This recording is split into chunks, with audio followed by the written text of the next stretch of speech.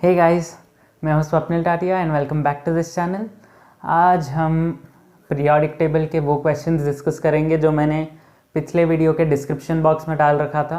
अगर आपने पिछला वीडियो नहीं देखा है तो इस आई टैब पर आपको दिखेगा वो लिंक, उस पर क्लिक करना, जाके देख लेना और फिर come back to this video, सारे क्वेश्चन सॉल्व कर लेना। एंड मैंने उसमें कुछ टाइम दिया था आपको सॉल्व करने का। होपफुली आप टाइम मेंटेन करके सॉल्व कर रहे होंगे, बिकॉज़ टाइम को मेंटेन करना बहुत इम्पॉर्टेंट है। टाइम मेंटेन आप जितना करोगे ना, आप टाइम मैनेजमेंट सीख जाओगे, आप कैसे टाइप के क्वेश्चंस अटेम्प्ट करना है वो सीखोगे, जो बहुत इंपॉर्टेंट होता है जेई मेंस के लिए भी, जेई एडवांस के लिए भी। अगर आप शुरुआत में ही टफ़ क्वेश्चंस लेके बैठ जाओगे ना, तो आप पूरा टाइम गवा दोगे एंड एट द एंड आप रिग्रेट के अलावा कुछ नहीं करोगे। और बिलीव मी, रिग्रेट, गिल्ट, ये दो फीलिंग्स जो है ना सबसे बुरी होती है और बहुत बुरा फील होता है उसके बाद। तो इसीलिए बिना किसी गिल्ट रिग्रेट के सब्सक्राइब करके बेल आइकन को दबा देना, तो आपको रेगुलर अपडेट्स मिलते रहेंगे कि ये वीडियो आ गई है इसकी, तो हम प्रैक्टिस कर पाएंगे कंटिन्यूसली। तो चलो अब हम शुरू ही कर लेते हैं, तो लेट्स स्टार्ट।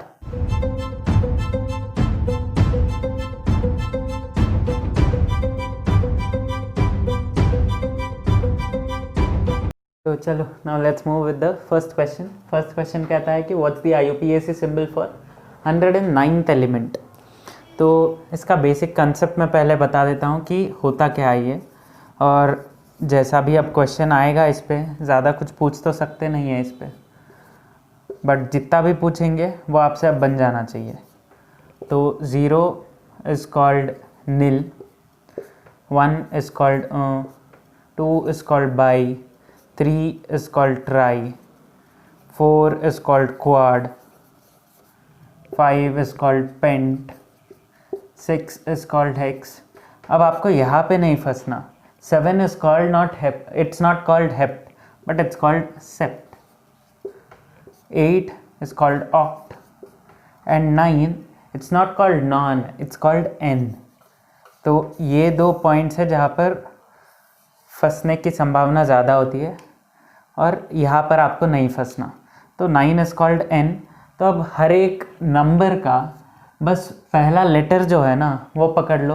अब पहला 1 है तो 1 का है u, तो लिख लो u। फिर है 0, तो 0 का आएगा n, तो लिख लो n। अब है 9, तो 9 का है n e, तो UNE आपका आंसर होगा और option B is the correct answer. Now let's do the second question. Second question कह रहा है कि which of the following is used in high temperature thermometers.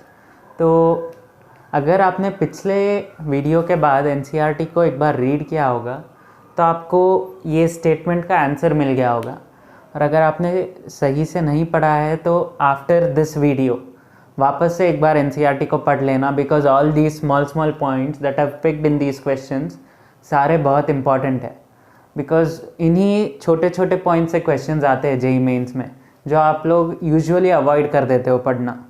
तो वो सब का ध्यान रखना है। और इसका आंसर है गैलियम।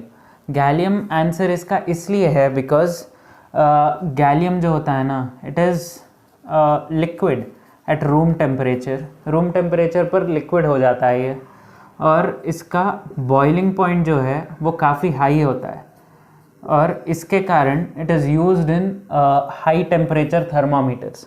अब आपको इसका रीज़न भी पता चल गया, तो अब ये याद भी रख लेना। तो चलो let's move to the next question. तो अब ये क्वेश्चन क्या कह रहा है, which element was called eka silicon. Eka silicon बोला है, एल्यूमिनियम नहीं, तो वो पढ़ लेना बराबर से फिर according to Mendeleev's periodic table.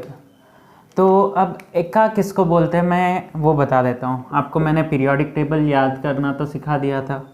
तो इट वाज हा ही ली बी बक नोफ नी नाम जी आलसी पस्कलार का शक्ति वक्र मनफी को निको जंग तक हमें नहीं चाहिए, फिर आएगा गा, गे, ऐसे, इसके बाद का भी नहीं चाहिए। तो अब इतना लिखने के बाद अब देखो, एका का मतलब होता है उसके नीचे वाला, ठीक है। तो अब एल्यूमिनियम के नीचे होता है गैलियम, तो इसीलिए ये है एका एल्यूमिनियम। सिमिलरली सिलिकॉन के नीचे होता है जर्मेनियम, इसलिए germanium is called eka silicon. और एका सिलिकॉन पूछा है, ऑब्वियसली सिलिकॉन नहीं होगा ये, और ना ही कार्बन है, इसका आंसर है जर्मेनियम। और ये है रीज़न आपका। और अगर समझो आप भूल भी जाए कभी, तो पीरियोडिक टेबल लिख लेना, जिस भी एलिमेंट के नाम के पीछे एका लगा है उसके नीचे वाले एलिमेंट का जो भी ऑप्शन होगा उसको टिक कर लेना, that will be the right answer. तो अब we come to the fourth question. Fourth question says which of the following has highest electron affinity. ऐसा सिमिलर क्वेश्चन मैंने आपको करवाया था पिछले वीडियो में, अगर आपने नहीं देखा है तो जाके देख लेना, यहाँ पर आई वाले बटन में होगा। और अभी इस सवाल को कैसे सॉल्व करेंगे, सी मैंने ऑलरेडी यहाँ पर लिख तो लिया है ग्रुप, और इस ग्रुप में आता है oxygen, sulphur, selenium, tellurium, polonium. तो यह है डाउन द ग्रुप। और आपको पता है कि down the group electron affinity जो है ना, दैट डिक्रीजेस, बट इन दोनों के केस में वापस क्लोरीन एंड फ्लोरीन वाला केस होगा कि क्लोरीन की इलेक्ट्रॉन अफिनिटी यहाँ पर ज़्यादा थी फ्लोरीन से, सिमिलरली यहाँ पर सल्फ़र की ज़्यादा होगी ऑक्सीजन से। रीज़न सेम है वापस से कि ऑक्सीजन जो है ना वो साइज़ बहुत छोटा है, because of that there is high electron repulsion, और इसके वजह से इलेक्ट्रॉन अफिनिटी ऑक्सीजन की सल्फ़र से कम होती है, तो इसीलिए सल्फ़र की यहाँ पर मैक्सिमम होगी और पूछा है हाईएस्ट, तो इसीलिए आंसर होगा आपका sulphur, which is option A.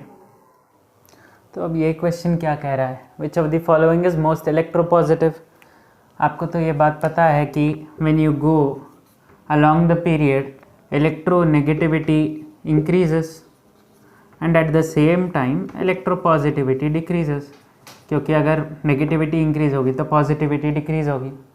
तो इसका मतलब ये है कि if you go backwards electropositivity is increasing, और when you look at this all of these come in the same period, नाम जी आलसी, इट कम्स लाइक दिस। तो इसीलिए when you go backwards electropositivity is increasing, so sodium is the most electropositive element here, और इसका answer है option A. अब sixth question, which of the following is most acidic, Na2O, MgO, Si2O या Cl2O7। जी, अब इसको solve करने के दो मेथड्स है। फर्स्ट मेथड बहुत सिंपल सा है, विच सेज कि अगर इलेक्ट्रोनेगेटिविटी इंक्रीज़ हो रही है ना, तो इसका मतलब ये है कि एसिडिक कैरेक्टर जो है वो इंक्रीज़ हो रहा है, और अगर इलेक्ट्रोपॉजिटिविटी इंक्रीज़ हो रही है तो बेसिसिटी इंक्रीज़ हो रही है। और दूसरा अप्रोच जो होगा दैट इज़ कि जो भी ऑक्साइड दिया हुआ है ना उसको वाटर के साथ मिला लो एंड फॉर्म जो भी बनाता है वो, in this case it forms NaOH। Balance नहीं करूँगा मैं, बिकॉज बैलेंसिंग आप पर छोड़ दूँगा मैं, बैलेंसिंग यहाँ पर उतना इम्पोर्टेंट रोल प्ले नहीं करेगा। ये देता है MgOH ट्वाइस। अब Si2O प्लस वाटर, ये कुछ सिलिकेट्स देते हैं जो आप बाद में पढ़ोगे। और आखिरी है Cl2O7 प्लस वाटर, ये देता है HClO4। और देख लो, ये है एक बेस, ये है एक बेस, ये भी एक बेस है, सिर्फ यही एक एसिड, ये बेस नहीं है बट न्यूट्रल टाइप्स है ये, और ये है एसिडिक। तो एक एसिडिक ऑक्साइड पानी के साथ एक एसिड देता है, तो वही कंसेप्ट से हमें आएगा कि मोस्ट एसिडिक होगा Cl2O7 and option D is your answer. और ये है हमारा 7th question. The electronegativity of Mulliken scale is x times more than the Pauling scale, what is the value of x। तो ऑप्शन है 1.8, 2.8, 3.8, 4.8। अब पहले basic concept पर जाएंगे वापस से। हालांकि रिलेटेड नहीं है बेसिक कंसेप्ट इससे, बट देन कभी अगर पूछ लिया तो आपको पता होना चाहिए। मोलिकन स्केल से जो इलेक्ट्रोनेगेटिविटी की वैल्यू होती है that is ionisation energy plus electron affinity by 2, इन दोनों का एवरेज होता है मोलिकन स्केल। और पॉलिंग स्केल का इट्स नॉट रिक्वायर्ड, सिलेबस में नहीं है ये। तो x की वैल्यू क्या है, x इज़ 2.8। और ये याद रख लेना, अगर कभी दे दिया कि मोलिकन स्केल वाले की इतनी इलेक्ट्रोनेगेटिविटी है और पॉलिंग स्केल की कितनी होगी, तो दिस इज़ वेरी सिंपल, सिर्फ एक रेशियो का खेल होगा ये पूरे क्वेश्चन में। तो that's why the answer is B. तो चलो here we are to the 8th question. Which of the following has maximum number of unpaired electrons? Magnesium 2+, titanium +3, vanadium +3, Fe2+। See अब ये कम्प्लीटली थियोरेटिकल नहीं है, इसमें कुछ कंसेप्ट भी apply होंगे। और द कंसेप्ट इज़ कि आपको लिखना आना चाहिए इलेक्ट्रॉनिक कन्फिगरेशन, ठीक है। तो अगर मैग्नीशियम का मैं लास्ट शेल का इलेक्ट्रॉनिक कन्फिगरेशन ड्रॉ करूँ तो I will have the s orbital and that will have these 2 electrons. और 2+, तो ये दोनों चलेगा। इसके पहले तो सारे पेयर्ड ही थे, इसीलिए ये फिल हुआ है, तो इसमें 0 अनपेयर्ड होंगे। और अगला टाइटेनियम +3। टाइटेनियम +3 का आखिरी फिलिंग ऑर्बिटल होता है d ऑर्बिटल, तो it is something like this. और s भी भरता है इसमें। ये थोड़ा बहुत d ब्लॉक का कंसेप्ट है, आप सीखोगे धीरे धीरे। तो टाइटेनियम जो होता है ना, इट हैज़ 2 इलेक्ट्रॉन्स। ये है आपका d ऑर्बिटल, ये है आपका s ऑर्बिटल। तो अभी अगर +3 है तो पहले s वाले इलेक्ट्रॉन्स को आप निकालोगे, बिकॉज ये लास्ट ऑर्बिटल था, बट देन ये लास्ट फिलिंग ऑर्बिटल था। तो अब 3 इलेक्ट्रॉन्स निकाल लो, तो आपके पास एक अनपेयर्ड इलेक्ट्रॉन है, 1 अनपेयर्ड। अब वेनेडियम +3 इसका सिमिलर होता है, तो वेनेडियम +3 में वेनेडियम +3 ऐसा होता है। तो अभी 3 इलेक्ट्रॉन्स वापस से निकाल लो,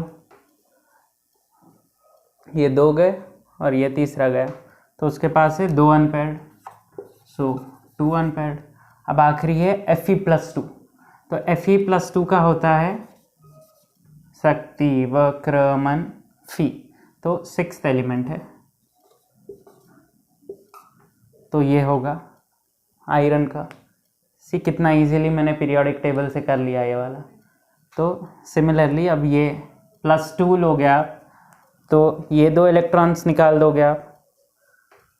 अब बचे कितने, 4 अनपेयर्ड इलेक्ट्रॉन्स है, तो this has 4 unpaired electrons.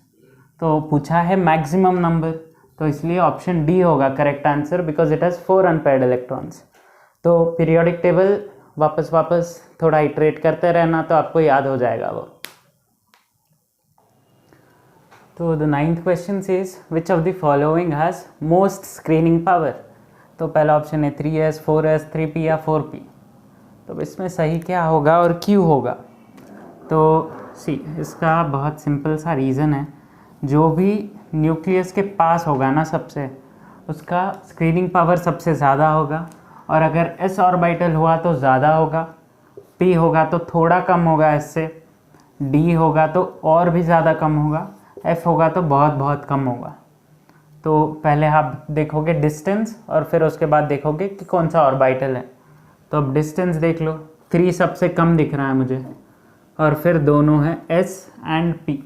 s और p को कंपेयर करूँ तो s का ज़्यादा होगा दैन p, तो इसीलिए ऑप्शन ए सही आंसर होगा इसका।